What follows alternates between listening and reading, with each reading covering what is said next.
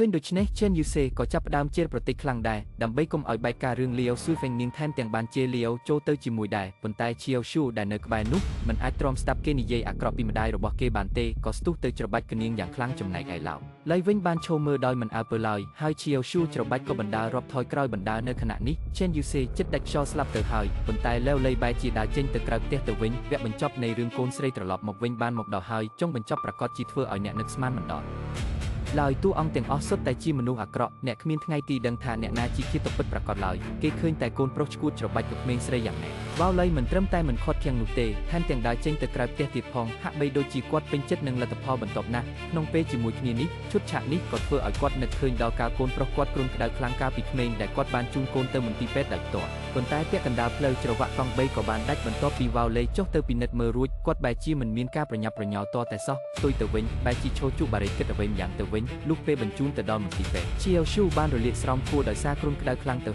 ហើយក៏ដោយសារតែហេតុនេះទើបធ្វើឲ្យគេខ្លាចជាមនុស្សឈួតលបឡែត្រឡប់មកពេលវេលាបច្ចុប្បន្នវិញឡៅឡៃត្រឡប់មកវិញក្រោយជក់បារីនៅមាត់ទ្វាររួចប៉ុន្តែពេលបើកទ្វារមើលទៅ Chen Yuse នៅពេលនេះមិនត្រូវបានច្របាច់ក៏ស្លាប់នោះទេនាងថែមទាំងបានលោតតាមបង្អួចរត់គេចខ្លួនបាត់ទៀតផងគាត់ក៏ប្រញាប់ប្រញាល់ចេញទៅដេញតាមពេលគាត់រត់ទៅដល់ផ្លូវបំបែកគាត់ស្រាប់តែរកមិនឃើញតម្រុយរបស់ Chen Yuse ឡើយនៅពេលនេះគាត់ក៏រើដំបងនៅក្បែរផ្លូវមកកាន់ដៃហើយបន្តដើរស្វែងរកទៅមុខទៀតចំណែក Chen Yuse ពិតជាបានពួននៅក្នុងជ្រុងខាងមុខនោះមែនពេលឃើញឡៅឡៃកំពុងដើរមកជិតមួយជំហានម្ដងនៅក្នុងស្ថានភាពដ៏គ្រោះថ្នាក់បំផុតនោះស្រាប់តែ Liao Shuifeng លេចមុខឡើងនាងបានស្រែកហៅកាត់ឡៅឡៃឃើញដូចនេះឡៅឡៃក៏ប្រញាប់លាក់ដំបងទុករួចដើរតាម Liao Shuifeng ត្រឡប់ទៅផ្ទះវិញនេះទើបធ្វើឲ្យ Chen Yuse អាចរួចផុតពីគ្រោះថ្នាក់ម្ដងតាមពិតគឺមុននេះបន្តិចនៅពេលដែល Chiao Shu ច្របាច់ក៏ Chen Yuse យ៉ាងណានោះលុះរាប់ដល់វិនាទីទី10គេក៏លែងដៃចេញនេះទើបធ្វើឲ្យនាងរួចផុតពីសេចក្តីស្លាប់បន្ទាប់មក Chiao Shu ក៏បើកដៃចង់អប់នាងទៀតរហូតដល់ Chen Yuse ត្រឡប់ទៅដល់បន្ទប់ជួលវិញនាងទើបដឹងថា Chiao Shu មិនមែនត្រូវ Chiao Shu ច្របាច់ក៏សម្លាប់នោះទេពីព្រោះ Chiao Shu ធ្លាប់លួងលោមនាងថាបើរាប់ដល់10ហើយគឺមិនត្រូវយំទៀតទេនៅថ្ងៃបន្ទាប់ Chen Yuse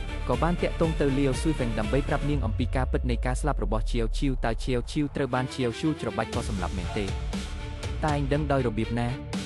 Chiao Shu និយាយថារាប់ដល់10ត្រូវលែងដៃ Chiao Shu ពិតជាបានច្របាច់ទៅ Chiao Shu មែនប៉ុន្តែ Chiao Shu ធ្លាប់បង្រៀន Chiao Shu ថាបើរាប់ដល់10គឺត្រូវលែងដៃតាមពិតទៅ Chiao Shu មិនមែនត្រូវ Chiao Shu ច្របាច់ក៏សម្លាប់នោះទេទាំងអស់នេះសុទ្ធតែជាការភូតកុហករបស់ឡៅឡៃតែប៉ុណ្ណោះហើយថែមទាំងទម្លាក់កំហុសគ្រប់យ៉ាងទៅលើ Chiao Shu ទៀតផងឮដល់ត្រង់នេះ Liao Shuifeng សម្លឹងមើល Chiao Shu ដែលនៅក្នុងទីធ្លីយ៉ាងភ្លើសបន្ទាប់មកនាងនិង Chen Yuse បានណាត់គ្នាជួបគ្នានៅប៉ុស្តិ៍ប៉ូលីសរហូតដល់ពេលញ៉ាំបាយ Liao Shuifeng បានសម្លឹងមើលឡៅឡៃរួចសួរថាតើបងគិតថារយៈពេល10វិនាទីអាចច្របាច់ក៏មនុស្សម្នាក់ឲ្យស្លាប់បានទេសម្ដីមួយឃ្លានេះធ្វើឲ្យឡៅឡៃគាំងនិយាយមិនរួចភ្លាមបន្ទាប់មកក៏បានដឹងពីមាត់កូនប្រុសថាក្រោយពី Chiao Shu ច្របាច់ក៏ Chiao Shu ហើយគេពិតជាបានអប់នាងមែនប្រសិនបើ Chiao Shu ត្រូវបាន Chiao Shu ច្របាច់ក៏សម្លាប់មែននោះតើហេតុអ្វីបានជាកូនប្រុសនៅអប់នាងទៀតគឺបងជាអ្នកសម្លាប់ Chiao Shu មែនទេនៅពេលឃើញពួកគេឆ្លោះទាស់ទែងគ្នាខ្លាំងហើយ Liao Shuifeng ក៏នាំ Chiao Shu ទៅប៉ុស្តិ៍ប៉ូលីសដើម្បីដឹងដូចនេះហើយឡៅឡៃដែលគ្មានផ្លូវជ្រើសរើសក៏កើតគំនិតចង់សម្លាប់មនុស្សម្ដងទៀតគាត់បានហាន់មើមរុក្ខជាតិមានជាតិពុល alocasia ឲ្យម៉ត់រួចចាក់ចូលទៅក្នុងស៊ុបបន្ទាប់មកគាត់បានកាន់ស៊ុបមួយចាននោះទៅស្ទាក់ផ្លូវ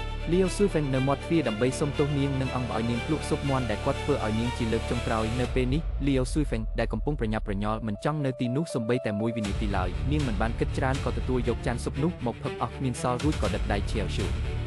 ដែលចេញពីទីនោះទៅវិនាទីបន្ទាប់មកគេឃើញឡៅឡៃចាក់ស៊ុបមាន់ដែលនៅសល់ទាំងអស់ចោលទៅក្នុងលូចំណែកឯ Chen Yuse វិញបានរងចាំនៅខាងមុខប៉ុស្តិ៍ប៉ូលីសជាយូរមកហើយប៉ុន្តែនៅពេលដែលគ្រប់គ្នាគិតថាការពិតចិត្តលេចចេញមកហើយនោះ Liao Shuifeng ដែលកំពុងដើរតាមផ្លូវស្រាប់តែស្រវាំងភ្នែកត្រេតត្រោតឈរលេងនឹងបន្ទាប់មកក៏ដួលសន្លប់ទៅលើដីតែម្ដងក្នុងពេលសន្លប់បាត់ស្មារតីនោះនាងក៏នឹកឃើញដល់កូនស្រីរបស់នាងគឺវ៉ៃម៉េងម៉េងតាមពិតទៅកាលពីឆ្នាំនោះគឺនាងជាអ្នកដែលបានរកឃើញកូនស្រីស្លាប់នៅក្នុងម៉ាស៊ីនបោកខោអាវនាងបានអបសាកសពដល់ត្រជាក់ស្រេបនោះដោយក្តីទុកយ៉ាងខ្លាំងហើយនៅពេលនោះនាងស្មានថាកូនប្រុសឈួតដែលនៅក្បែរនោះជាអ្នកធ្វើចុងក្រោយក៏សម្រេចចិត្តលាក់បាំងការពិតនោះទៅត្រឡប់មកពេលវេលាបច្ចុប្បន្នវិញ Chen Yuse ប្រញាប់រត់ទៅមើលស្ថានភាពរបស់ Liao Shuifeng ហើយនៅពេលនោះប្អូនធွာដែលរៀបចំមកសងសឹកជំនួសឡាវវ៉ងក៏លេចមុខឡើងគាត់ក៏បានបើកឡានដឹក Liao Shuifeng ទៅសង្គ្រោះបន្ទាន់នៅមន្ទីរពេទ្យបន្ទាប់មកប្អូនធွာនោះបានសួរនាំអំពីការពិតនៃការសម្លាប់ឡាវវ៉ង Chen Yuse ក៏បានប្រាប់រឿងរ៉ាវគ្រប់យ៉ាងដល់គាត់អ្នកទាំងពីរក៏សម្រេចចិត្តសហការគ្នាស្វែងរកភស្តុតាងដែលឡៅឡៃសម្លាប់មនុស្សមិនយូរប៉ុន្មានឡៅឡៃក៏បានមកដល់មន្ទីរពេទ្យដែរតាមការវិនិច្ឆ័យរបស់គ្រូពេទ្យគឺនាងពលអាហារហើយនៅពេលប្រឈមមុខនឹងការសួរចម្លើយរបស់ប៉ូលីសគាត់បានត្រៀសខ្លួនជាស្រេចដោយគ្មានចន្លោះប្រហោងតតែសោះទោះបីជាប៉ូលីសមានការសង្ស័យខ្លះមែនប៉ុន្តែពេលនេះមិនទាន់មានភស្តុតាងនៅឡើយរហូតដល់ពេលឡៅឡៃត្រឡប់ទៅដល់ផ្ទះវិញស្រាប់តែមានទូរស័ព្ទមួយខលចូលមកអ្នកនៅចុងខ្សែម្ខាងទៀតបានគំរាមកំហែងឡៅឡៃម្ដងទៀតអស់ យកលុយមកបដូរយកកូនសោដែលនៅក្នុងដៃរបស់គេដោយណាត់ជួបគ្នានៅឯរោងចក្រដែលគេបោះបង់ចោលមុនពេលចេញទៅគាត់បានទៅផ្ទះបាយយកកាំបិតស្រួចមួយដើមមកតាមខ្លួនចំណែកឯខាងមួយទៀត Chen Khel បានពិនិត្យមើលបញ្ជីឈ្មោះបុគ្គលិកនៅក្នុងមណ្ឌលកុមារកំព្រាស្រាប់តែឃើញឈ្មោះរបស់ Chen Yuse នៅក្នុងនោះដែរពេលនឹកឃើញ